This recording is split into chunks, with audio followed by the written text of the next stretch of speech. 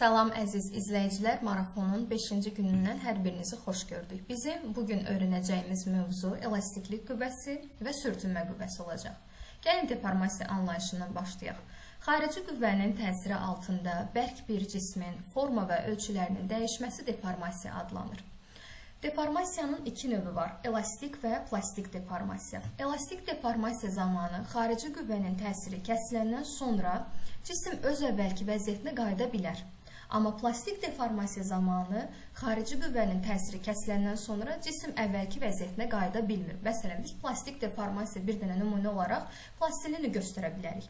Plastilinə xarici qüvvə olaraq əlimizlə müxtəlif formalar veririk. Biz əlimizi çəkəndən sonra, yəni xarici qüvvənin təsiri kəsiləndən sonra plastilin öz əvvəlki vəziyyətinə qayıda bilməz. Elastik deformasiya uyğun olaraq yayı göstərə bilərik. Əlimizlə dartdıq, yuxarı aşağı, sonra əlimizi çəkəndən sonra xarici qüvvənin təsiri kəsiləndən sonra əvvəlki vəziyyətinə qayıda biləcək. Elastiklik qüvvəsi elastik deformasiya zamanı yaranan və onu əvvəlki vəziyyətinə qaytarmağa çalışan bir qüvvədir. Elektromaqnit təbiətlidir. Huk qanunu ilə tanış olaq. F elastiklik bərabərdir mənfi Kx Huk qanununun riyazi ifadəsidir. Qanun özü belə ifadə olunur ki, elastiklik qüvvəsi cismin uzanması və yaxud da ki, sıxılması ilə düz mütənasib asılıdır. Qrafik olaraq bu şəkildə görsəniz, bilin ki, ikinci rübdən birdəki dördüncü rübdən keçə bilər.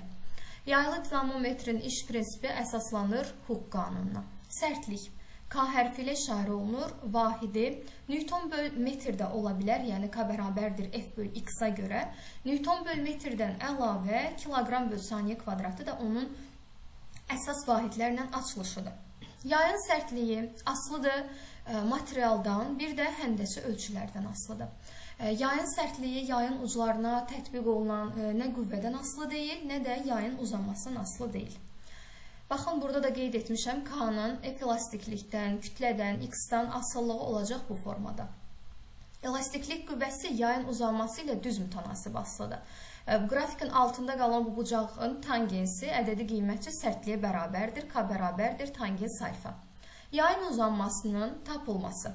Birinci hal X bərabərdir A təcili ilə yuxarı hərəkət edərsə yük yay sistemi M vur J üstə gəl A bölək K olacaq. İkincidə X bərabərdir M vur J minus A bölək K olmalıdır. Üçüncü halda yük yay sistemi əgər bərabər sürətlə hərəkət edərsə, onda mj bərabərdir Kx yazıb, buradan X-i tapsaq, mj böl K olmalıdır.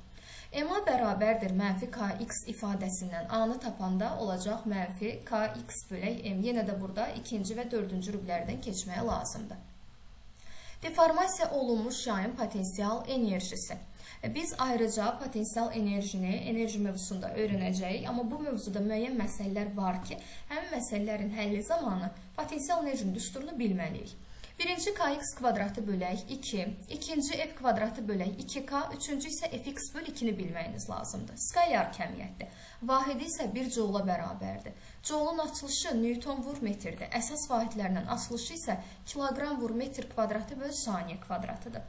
Deformasiya olunmamış yayı uzatdıqda və yaxud da sıxdıqda onun potensial enerjisi artacaq, sərtlik isə dəyişmir. Elastiklik qüvvəsi haqqında olan ən önəmli hissələrini izahını yekunlaşdırdıq, davam edirik sürtünmə qüvvəsi ilə. Cisimlərin bir-birinə toxunması zamanı yaranan və nisbi hərəkətin əksinə yönələn qüvvə sürtünmə qüvvəsidir. Elektromaqnit təbiətli qüvvədir və toxunan səthlərə paralel şəkildə yönəlməlidir. Müqavimət qüvvəsi. Bərk cismin maye və ya qazlarda hərəkəti zamanı yaranan və bu hərəkətin əksinə yönələn qüvvədir. İki düsturu var. F bərabərdir M vur J minusa, F bərabərdir M vur J plusa. Bu qüvvə cismin sürətindən, formasından, ölçülərindən və mühitin xassələrindən asılıdır. Quru sürtünmə. Toxunan, bərk cisimlər arasındakı sürtünmə qüvvəsi quru sürtünmə adlanır. Sürtünmə qüvvəsi niyə yaranır? Gəlin bunun səbəblərindən tanış olaq. Birinci səbəb toxunan səthlərin kələ-kötür olmasıdır. İkinci səbəb isə toxunan cisimlərin molekullarının bir-birini cəzb etməsidir. Azaltmaq üçün nə etməliyik? Orada bir hamarlıq yaratmalıyıq. Yəni biz sürtkü yağlarından istifadə edə bilərik, diyircəkli və yaxud da ki, kürəcikli yastıqlardan istifadə edə bilərik. Artırmaq üçün buzlu yollara qum səpə bilərik, avtomobilin təkərlərini isə naxışla hazırlamalıyıq. Sürtünmə qüvvəsinin növləri sükunət sürtünmə qüvvəsi, sürüşmə və diyirlənmə sürtünmə qüvvəsi olmaqla 3 yerə bölünür. Sürtünmə qüvvəsinin düsturları. F sürtünmə bərabərdir mü vuraq n-dir, birinci düstur. İkinci n mü f təzyiq ola bilər, yəni n-in yerinə f təzyiq yazmaqla mü vur f təzyiq. Üçüncü f sürtünmə bərabər olacaq mü mj. Sürtünmə qüvvəsi səthin sahəsindən asılı deyil. Dayağın reaksiya qüvvəsindən, təzyiq qüvvəsindən, sürtünmə əmsalından və kütlədən düz mütənasib asılıdır. Sürtünmə əmsalının vahidi yoxdur. Hansı aralıqda qiymətlər alır? 0 və 1 aralığında qiymətlər almalıdır. Qrafikində də qeyd olunub ki, sürtünmə əmsalı sürtünmə qüvvəsindən, kütlədən, dayağın reaksiya qüvvəsi, təzyiq qüvvəsindən asılı deyil. Nədən asılıdır? 1. Toxunan cisimlərin materialından asılıdır. 2. Hamarlıq dərəcəsindən asılıdır. Gəlin indi dartı və sürtünmə qüvvəsi arasında olan əlaqələri öyrənək. Qeyd edim ki, bu mövzuya aid olan bir çox məsələlər də qəbul imtahanında tez-tez istifadə olunan məsələ tipləridir. Birinci hal, əgər dartı qüvvəsi sürtünmə qüvvəsinə bərabər olarsa, cisim bərabər sürətlə hərəkət edəcək. İkinci hal, dartı qüvvəsi sürtünmə qüvvəsindən böyük olarsa, bərabər yeniləşən hərəkət edəcək. Əvəzləyici qüvvəni tapmaq üçün MA bərabərdir F dartı minus F sürtünmədən istifadə etməliyik. Dartı sürtünmədən kiçik olarsa, cisim bərabər yavaşlayan hərəkət edir. Onda MA bərabərdir, F sürtünmə çıxıb F dartı olmalıdır. Əgər cismə yalnız sürtünmə qüvvəsi təsir edərsə, bu halda cisim bərabər yavaşlayan hərəkət etməlidir. Tormoz müddəti. Cismin dayanana qədər sərf etdiyi zamanlı düsturları V0/A-dır. A-nın yerinə müjə yazsaq olacaq V0/müjə. Kəsirin sürət və məxrəcini kütləyə vursaq MV0/mümj. Daha sonra MV0 P0 verir, yerinə P0 yazdıq, mümj F sürtünmə verir, oldu P0/F sürtünmə. Digər tərəfdən YK bərabərdir, P kvadratı bölək 2M-dən P-ni tapanda kök altında 2YK vur M/F sürtünmə olmalıdır.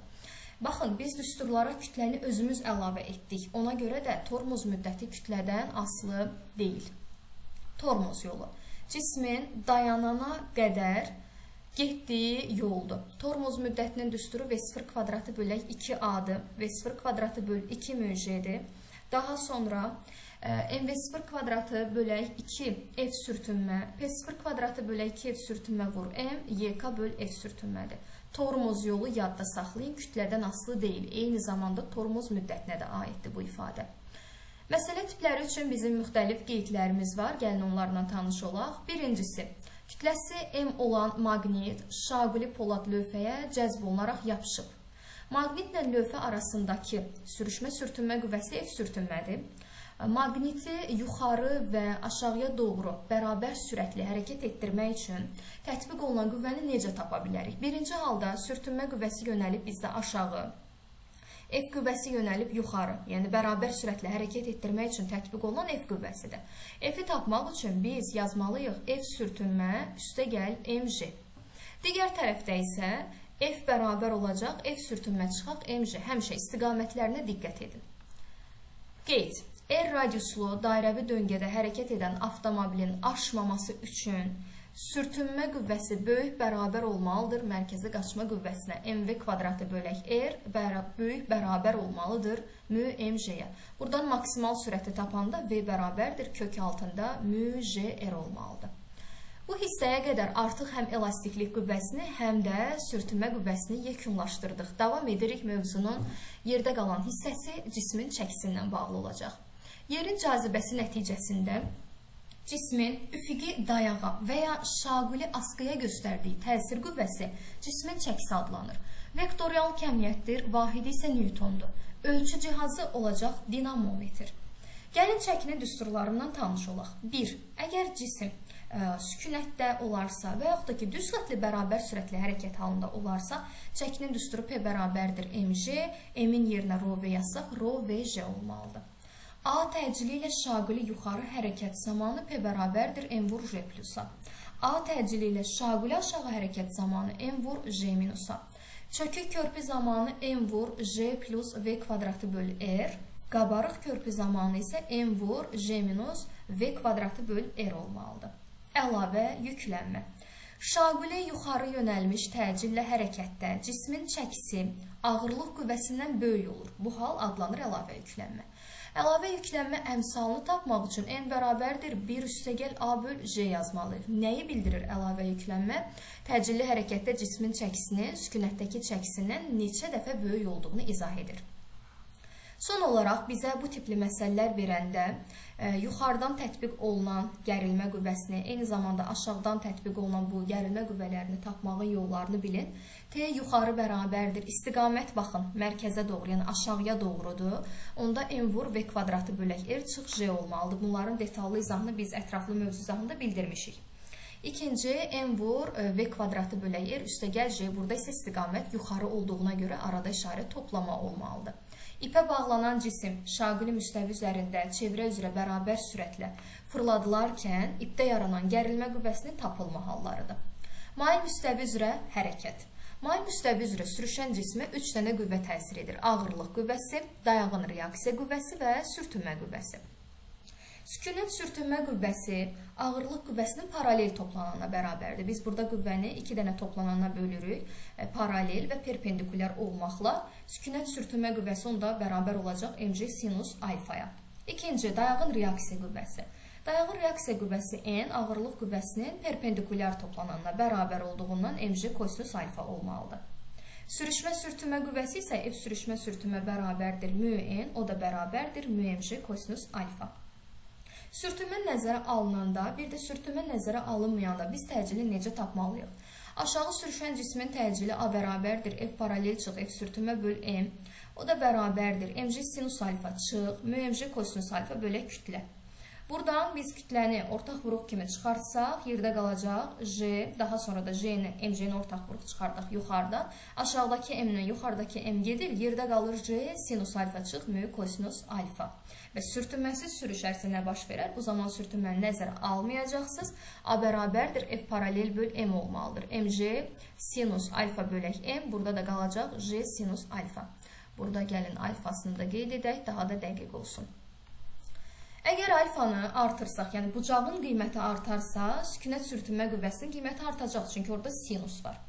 İkinci, biz bucağın qiymətini azaltsaq, sürüşmə sürtünmə qüvvəsində də və dayağın reaksiya qüvvəsində də kosinus olduğuna görə onların qiyməti azalmalıdır.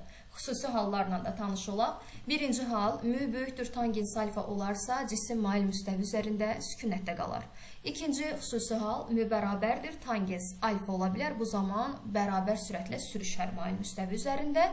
Üçüncü hal isə mu kiçikdir tangens alfa. Bu zaman cisim mail müstəvi üzərində təcillə sürüşər. Beləliklə, dəyərli izləyicilər, biz artıq sizlə marafonun 5-ci gününün videosunun izahında yekunlaşdırdıq. Hər birinizə uğurlar.